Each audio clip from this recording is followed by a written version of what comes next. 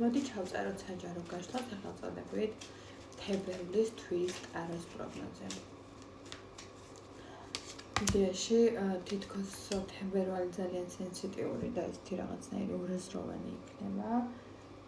იმ თვალსაზრისით, რომ ბევრი ენერგოვამპირი გამოგწევთ ენერგიას და შინაგანად ძალიან დაძაბულ და არარესურსულ თვალში იქნებით.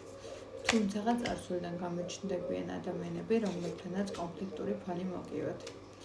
თებერვლის თვე მოგიტანთ ძალიან დიდ ძალისხმევას და დამთავრებას, ახალი ეტაპის დაწყებას და რაღაცა ძველ ძირეულ სიტუაციების საბოლოო ჯამში განვლევას, რაც გიქადით უდიდეს და უზომო სიახლეს წარსულში, ატყოში.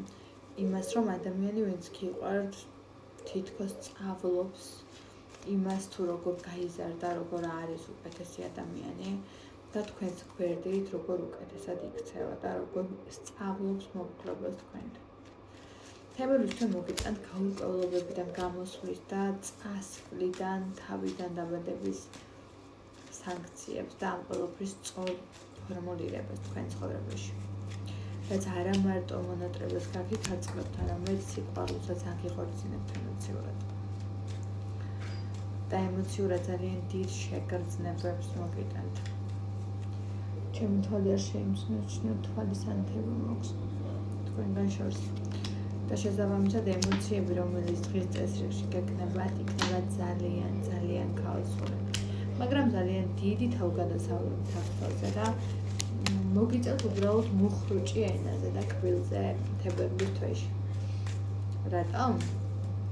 იმიტომ რომ თებერვლის თვე იქნება ძალიან ტრანსფორმაციული და საჭირო იმ თვალსაზრისით, რომ თქვენ თავიდან დაბადება შეძლოთ.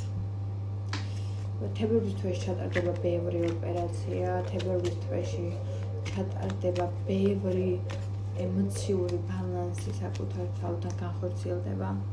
თებერვალში მოხდება სამწუხაროდ ბევრი სირთულეც, თუმცა რაც მთავარია, ყველანი გადალახავს იმ პროცესებს და საკუთარი თავის შეცნობას და ამ შეცნობილი საკუთარი ემოციების მართვას და სწორად კონტროლს და ფორმულირებას ისწავლით.